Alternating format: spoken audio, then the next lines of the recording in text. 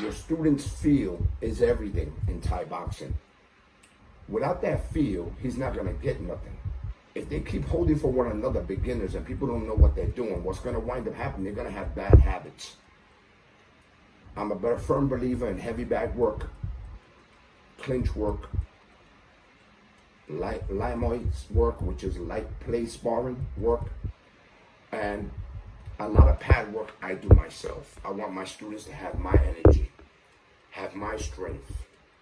I'm a pretty big guy. For you to move me around, it's going to be pretty hard. When you get a guy in your weight division, you're going to throw him around the place. And I'm an old head, I understand, but I still keep myself in shape, because steel sharpens steel. I try to make my students understand that. I like to get dirty and sweaty and all with my clients and my students itself. So I believe that one of the main things that goes on with a lot of us that have a business is that we attempt to try to do things easily. We try to get as many people in our business for the money. So we buy all these pads and have them all hold for one another, and then when they wind up fighting, that's why you have over 100 clients in a camp, and you probably got maybe 5 fighters. And usually those 5 fighters are the ones that the instructor himself makes sure they go to Thailand to learn better. So when they come back, they represent that camp, and he looks like a top trainer. You know, my students, the majority of all of them, all my champions, my 52 champions were created basically from dirt. Straight up, no martial arts experience, no nothing experience. We made champions out of mere civilians, and I put that work in. My brother put his work in. My son put a lot of work in. So what I'm trying to say by all this, a lot of us complain about our clients, our top fighters leaving our camp and going elsewhere, and even stealing customers from us. Why complain? It was your fault from begin with. If you allowed that to happen, it was because you wasn't doing your motherfucking job. Straight up. As it is. If it doesn't apply, let it fly. If it does, hey, wear it. It's a feeling. You get over it. It is what it is. But I'm going to keep it funky with you. You got to understand, if you want your business to grow or do anything like that, and anything general at all, or you want your students to really learn, you got to put in that work. If you were the one that learned it. You know, I was off and on for 10 years in Thailand. Stood there all years. I have 72 professional fights. I bust my ass to get where I'm at. And I try to put it to all my clients and try to help them as much as I can. I'm not trying to say I am the best trainer. No, that's not what I am. I'm a little fish in a big pond. Okay? But I could say this much. I take pride in my clients, and I take pride in my product, because my product speaks for itself.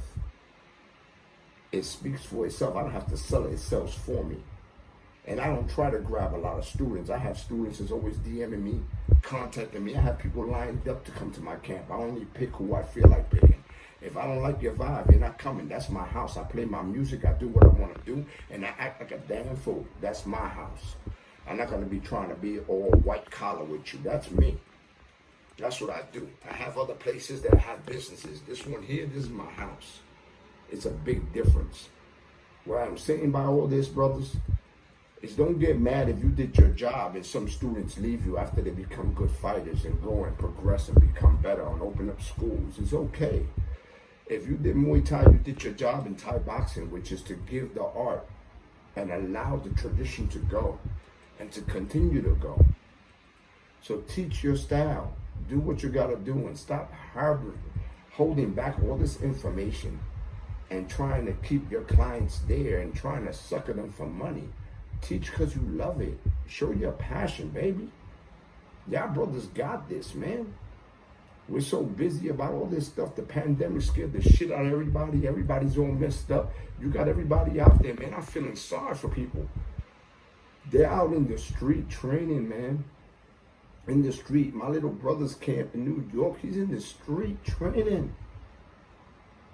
We're in PA. Alhamdulillah Rabbil Alameen. La hawla wa la quwwata illa billah. That we're out here. All praise is due to the Creator, and there's no power or might except with Allah, the Creator. That we're here in PA, that we're able to have our business open. For how long, we don't know. This whole thing, we don't know what's going on. These people crazy with all this. What I'm trying to tell y'all by saying all this is this. Remember what you signed up for when you opened up that camp of yours.